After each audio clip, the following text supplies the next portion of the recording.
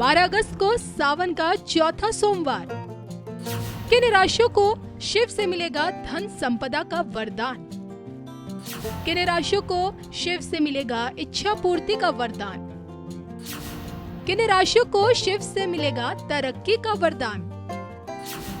किन राशियों को शिव से मिलेगा स्वस्थ शरीर का वरदान? देखिए सिर्फ धर्म ज्ञान पर।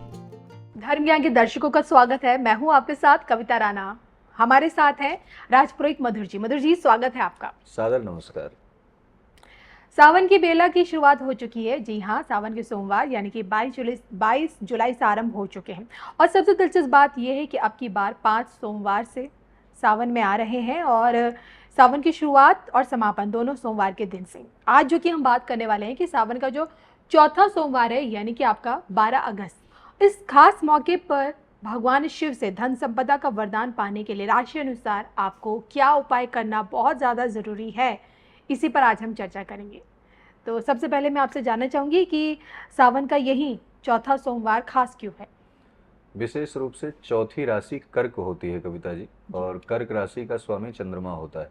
भगवान शिव ने गंगा के साथ साथ चंद्रमा को भी अपने ललाट में अपने सुशोभित किया। तो ऐसे में जो है सोमवार बहुत ही महत्व रखता है और उन माताओं बहनों के लिए पूरे वर्ष भर जो सावन माह का इंतजार रहता है, और जब वो श्रावण माह में सोमवार का व्रत करती हैं तो उनकी मनोभिलाषा की पूर्ति का एक बहुत बड़ा केंद्र, बहुत बड़ा माध्यम होता है। तो ऐसे में श्रावण माह का ये जो चौथा सोमवार है वो अपने आप में बहुत ही महत्वपूर्ण इसलिए है क्योंकि प्रतिपदा तिथि है। प्रतिपदा तिथि के आवागमन से आने से भगवान शिव का प्रतिपदा तिथि को साक्षात शिवालय में विराजमान होते हैं, उनका वास होता है। पार्थिव शिवलिंग बना करके पूजन करने से मन की मनोभिलाषा पूर्ण होती है। तो उन माताओं को, उन बहनों को चौथे सोमवार के दिन विशेष रूप से भगवान शिव को कुछ सामग्रियां समर्पित करनी चाहिए, जिससे जब आप पूजन के क्रम में संपूर्ण सामग्रियों को चढ़ा रहे हों तो ऐसे में कुछ ऐसी विशिष्ट सामग्री को चढ़ाने से भगवान शिव अति प्रसन्न होते हैं। जैसे भांग के चढ़ाए से सर्वस्व दे देते हैं, अर्थात भगवान शिव जो है भांग के चढ़ाने से सब कुछ प्रदान कर देते हैं, प्रसन्न हो जाते हैं।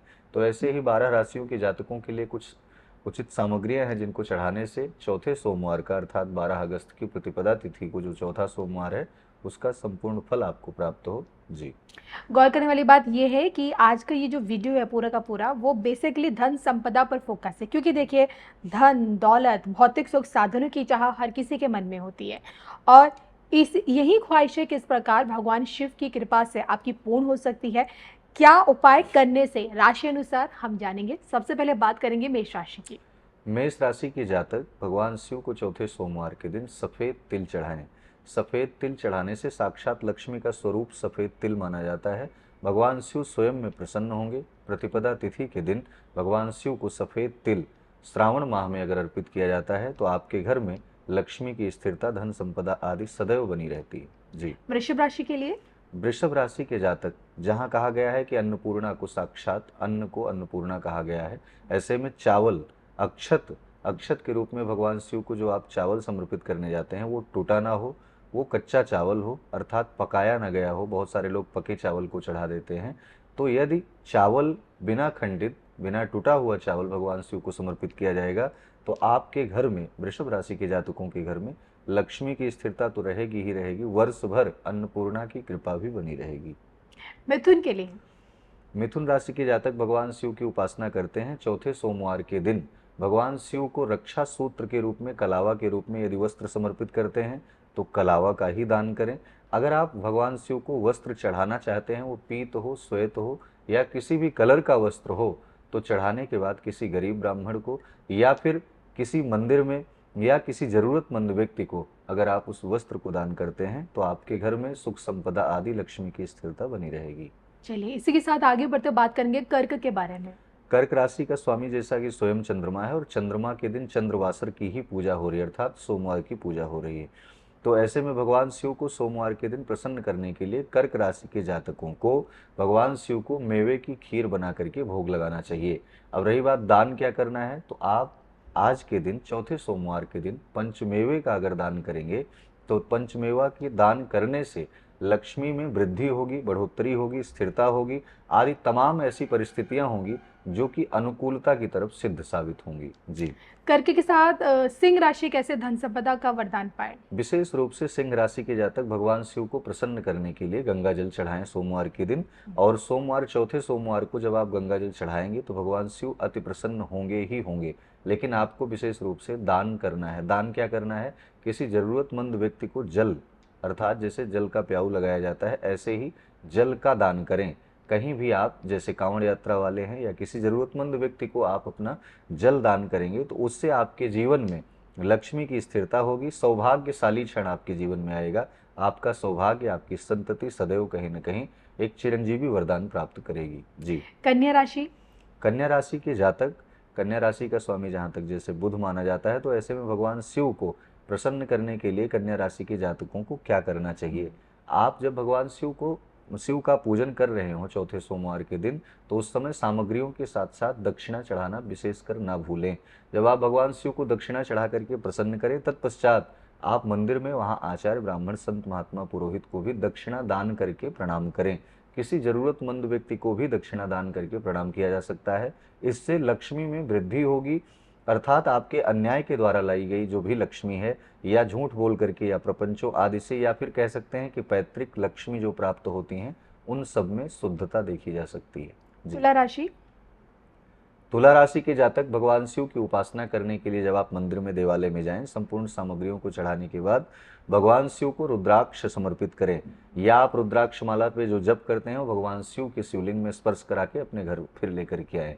आपको दान भी यही करना है। रुद्राक्ष की माला ऐसे शिव भक्तों को जिनके पास ना हो, उनको रुद्राक्ष की माला दान करके आप अपने जीवन में धन के साथ साथ भक्ति की उमंग, एक ऐसी धारा को ला सकते हैं जिससे आपका परिवार भक्ति माता की कृपा से कहीं न कहीं लबालब भरा रहेगा, और माँ भगवती भक्ति की और लक्ष्मी की दोनों की कृपा आपके जीवन में सदैव बनी रहेगी।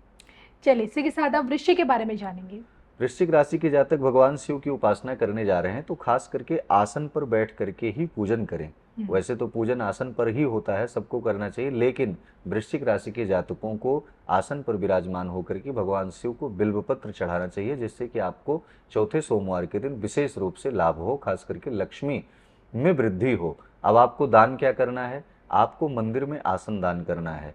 मंदिर में आसन दान करने से आपके जीवन में एक स्थिरता आ जाएगी। आप जहाँ जॉब करते हैं, व्यापार करते हैं, आप बहुत दूर दराज इधर उधर भटकते रहते हैं, तो आपके जीवन में एक स्थिरता आएगी, वहाँ से आपका विकास का मार्ग प्रशस्त होगा। धनु राशि। धनु राशि के अंतर्गत कहा गया है कि धनु राशि भगवान शिव के अति समीप भी मानी जाती है। भगवान राम जो है, भगवान शिव भगवान राम की उपासना करते हैं और राम भगवान शिव की उपासना करते हैं। तो ऐसे में धनु राशि की प्रसन्नता के लिए, धनु राशि के जातकों के लिए भगवान शिव को यदि शहद चढ़ाई जाए, शहद के साथ साथ चीनी, जिसे कहा जाता है शर्करा, शक्कर के रूप में, शहद के रूप में भगवान शिव को यदि आप समर्पित करते हैं, तो वो मिष्ठान युक्त आपके जीवन में जो तमाम प्रकार की कड़वाहट है, जो विद्वेष है, तमाम प्रकार के शत्रु आपके पीछे लगे रहते हैं, उसमें कहीं ना कहीं प्रसन्नता व्याप्त होगी और आपका मार्ग प्रशस्त होगा। दान क्या करना है? दान आपको भोजन पात्र दान करना है। चाहे आप मंदिर में, देवालय में, या किसी अपने इष्ट सगे संबंधी को आप भोजन पात्र दान करेंगे तो आपके जीवन में कहीं न कहीं शुभता और अखंडता व्याप्त होगी। तो देखिए, ये हम जानने की कोशिश करें कि ये इन चीज़ों के दान से किस प्रकार से आपके धन संपदा में वृद्धि हो सकती है। मेष राशि से लेके हमने धनु तक तो जाना, अब आगे बढ़ते हुए जानेंगे मकर के बारे में। मकर राशि के जातक अगर भगवान शिव की उपासना कर रहे हैं और चौथे सोमवार के दिन भगवान शिव का पूजन कर रहे हैं, तो पूजन करते वक्त आपको विशेष रूप से ध्यान देना है कि सरसों के तेल का दीपक जलाना है। इससे आपके जीवन में तमाम प्रकार की जो शत्रुता है वो खत्म हो जाएगी, भगवान शिव प्रसन्न होंगे, अनिष्टता खत्म हो जाएगी। दान क्या करना है? एक ये दान आपके जीवन में तमाम प्रकार की शत्रु बाधा से मुक्त कर देगा। आपको सरसों के तेल का दान करना है। सरसों के तेल का दान जरूरतमंद व्यक्ति को भी किया जा सकता है, मंदिर देवालयों में किया जा सकता है, या कहीं भोजन भंडारे आदि में भी सरसों के तेल का दान किया जा सकता है। इससे आपके जीवन में तमाम प्रकार की बाधाएं समाप्त होंगी और लक्ष्मी की स्थिरता का आवागमन का मार्ग प्रशस्त होगा। कुंभ राशि। कुंभ राशि के अंतर्गत देखा जाए तो भगवान शिव की उपासना करते वक्त आपको भगवान शिव को प्रसन्न करने के लिए इत्र चढ़ाना चाहिए। इत्र अगर आप चढ़ाते हैं तो भगवान शिव वास्तव में आपको चौथे सोमवार के दिन विशेष रूप से वरदान साबित करेंगे, वरदान देंगे। ऐसे में आपको दान क्या करना चाहिए? यदि किसी शिवालय में अगर सर्प नहीं लगा है, किसी मंदिर की प्राण प्रतिष्ठा हो रही है तो वहाँ आपको सर्प दान करना चाहिए। और अगर सर्प लगा हुआ है तो वैसे भी आप चांदी का या फिर तांबे का सर्प बनवा करके खरीद करके आप किसी भी मंदिर में दान कर सकते हैं। और हाँ, अगर आप अपने घर में शिवालय है, आपके घर के बाहर मंदिर है, तो आप उस सर्प को ला करके अपने मंदिर में भी रख सकते हैं। ऐसा करने से आपके जीवन में जो तमाम प्रकार की बाधाएं हैं, जैसे काल सर्प दोष आदि, वो चीज़ें समन होगा और लक्ष्मी में स्थिरता आएगी। चलिए इसी के साथ अपनी अंतिम राशि के बारे में बात करेंगे, मीन। मीन राशि जल तत्व का कारक है। भगवान शिव को अगर आप मिठाई चढ़ाते हैं, अर्थात भोजन के समय जब पूजन हो जाए तो पूजन के बाद जब नैवेद्य आप समर्पित करें तो उसमें मिष्ठान जरूर चढ़ाएं। मिष्ठान चढ़ाने से भगवान शिव अति प्रसन्न होंगे। आपको दान क्या करना है, आप किसी जरूरतमंद व्यक्ति को छाता दान करें, छत्र दान करें।